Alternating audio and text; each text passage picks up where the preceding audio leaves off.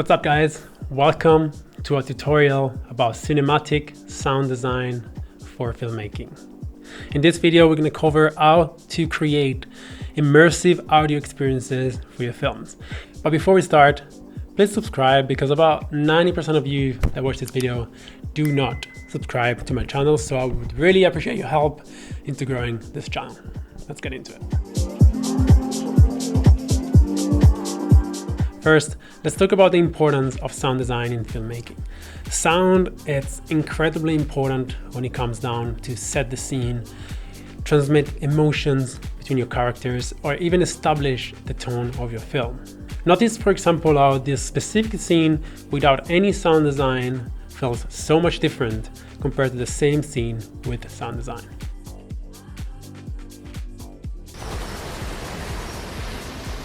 Now let's talk about some technique that you can use to create a really effective sound design in your films.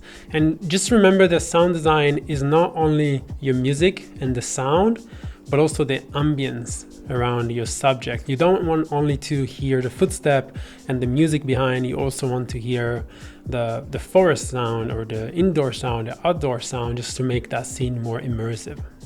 And so one technique that we're going to use is creating a soundscape. A soundscape is pretty much everything that you can hear and view and experience throughout a scene in a film.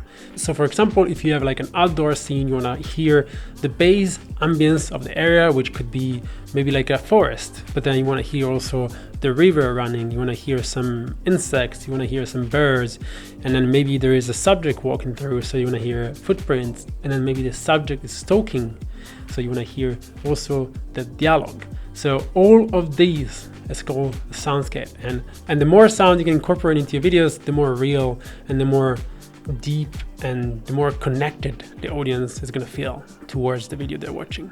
So when it actually comes down to create this soundscape, what I do is pretty much layer different sound in a different way so that they complement each other. And I think the best way to do it, in my opinion, is to have the music first, if it's a cinematic sequence, like this example.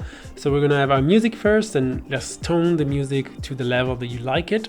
And then we're gonna start with the ambience. So we're gonna have anything that it's like the main background of the scene. And then we're gonna add any little elements that can support the ambience, like birds or traffic or whatever it is. And then we're gonna add whatever the subject of our scene is doing, so the sound of that, which could be footsteps, could be cutting grass, could be whatever they're doing. And then the last one is the voice. So usually if I have anything in the scene that's talking, like a subject that's talking or whatever it is, I usually try and add everything else before, and then at the end I'm gonna tone the voice to match everything around it, just so it sounds nice and natural. Regarding music, I usually, as I said, add the music first, but just make sure that the music just enhances the scene and makes it better and it doesn't overpower it. I see so many videos that the music is just way too loud, or it just, just like EDM track over like a beautiful cinematic sequence. It just doesn't really work. So try and always have the music picked even before you script the video. Just pick a song that you like and then script the video to match the emotion, to match the pacing and just the vibe of the music.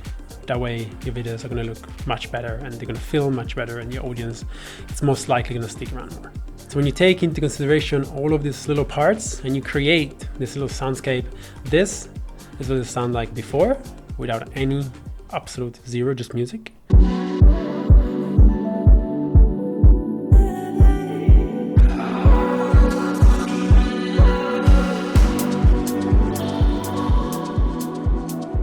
And this is what it sounds after.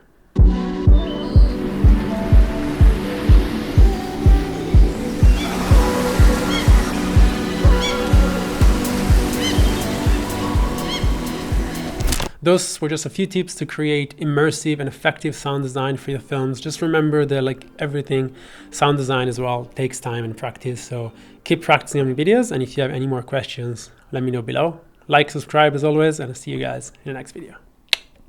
Thanks for sticking around.